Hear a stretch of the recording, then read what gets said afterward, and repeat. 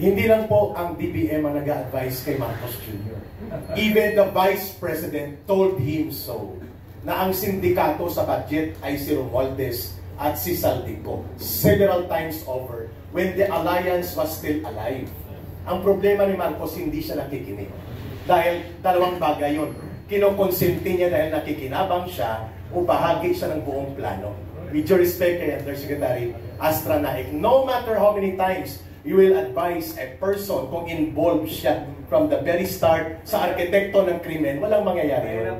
Mahirap gisingin ang taong nagtutulog-tulugan. Pero mas mahirap po gisingin ang taong talagang siya ay bahagi ng buong sindikato at krimen. Because Marcos has been told several times over, hindi lang po ng DBM. At pangalawa, malinaw pong binanggit ni former President Duterte.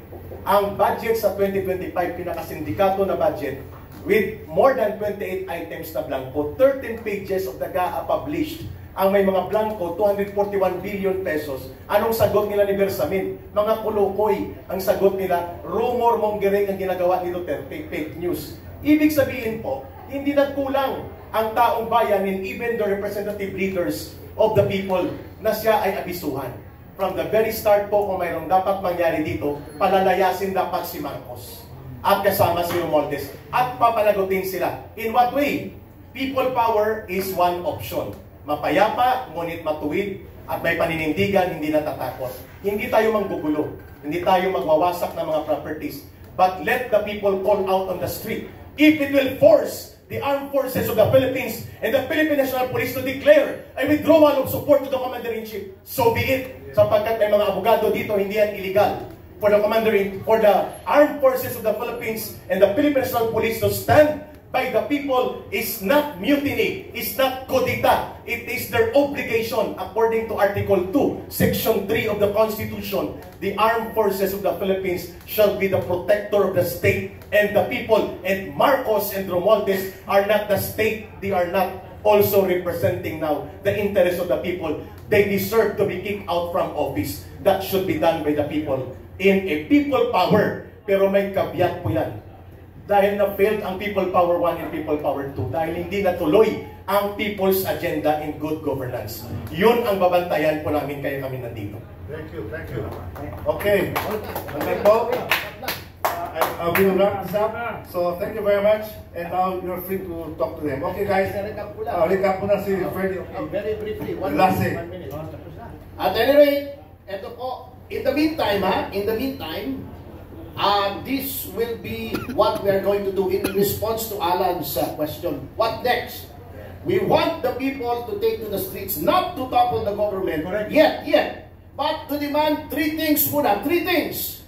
Number one, that the House of Representatives cleanse itself by electing a new speaker. Correct, yes. Dahil tainted na po ang leadership ng ating speaker.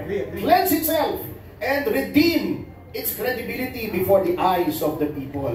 Number two, let us appeal to the new Blue Ribbon Committee Chairman, Senator Ping Lacson, to continue the work of Senator Marcoleta. Let the hammer fall where it may.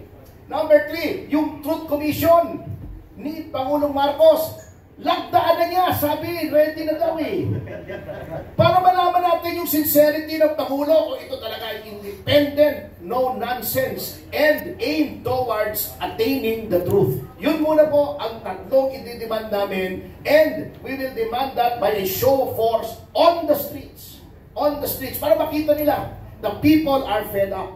So that is my answer to your question, Alan. Thank you.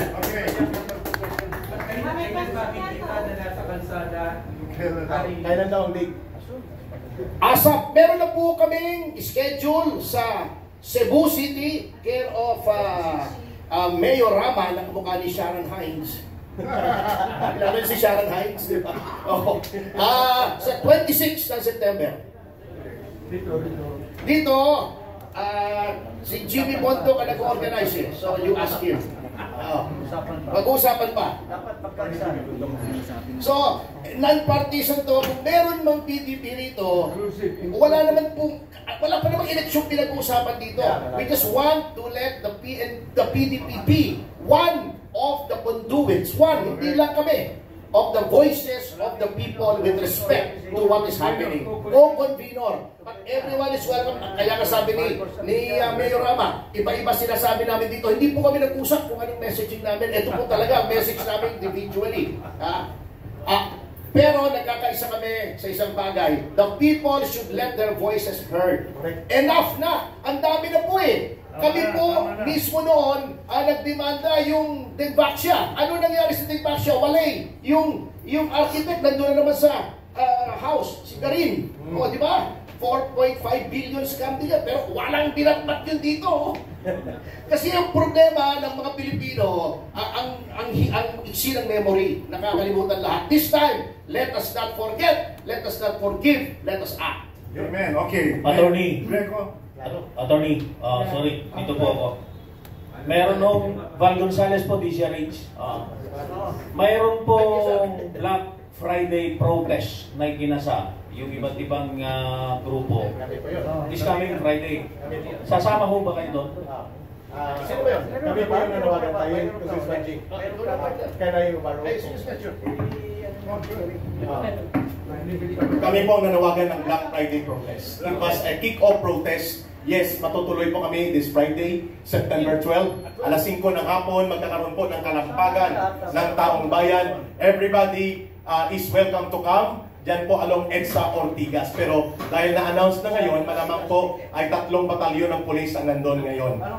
Alas 5 ng hapon, Black Friday protest. Every Friday po ito.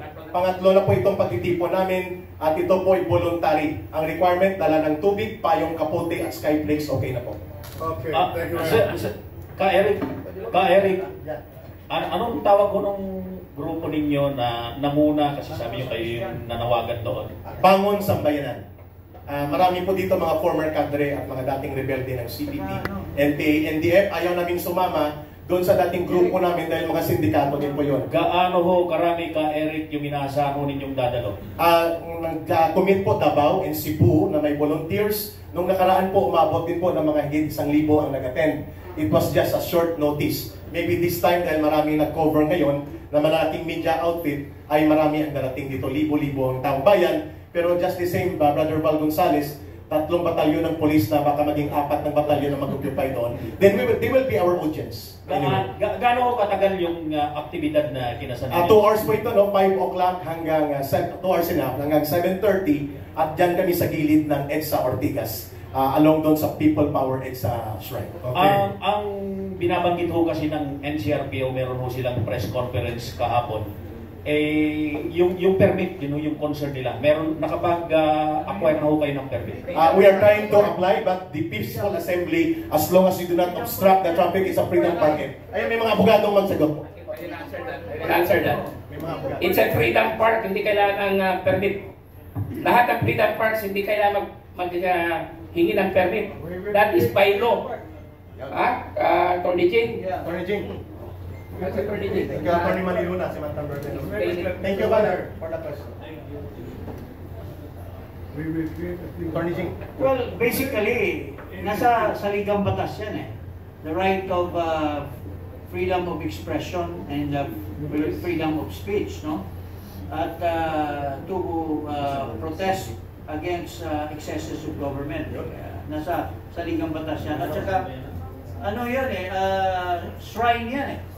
That is public place.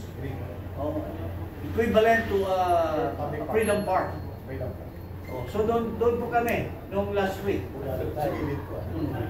Okay.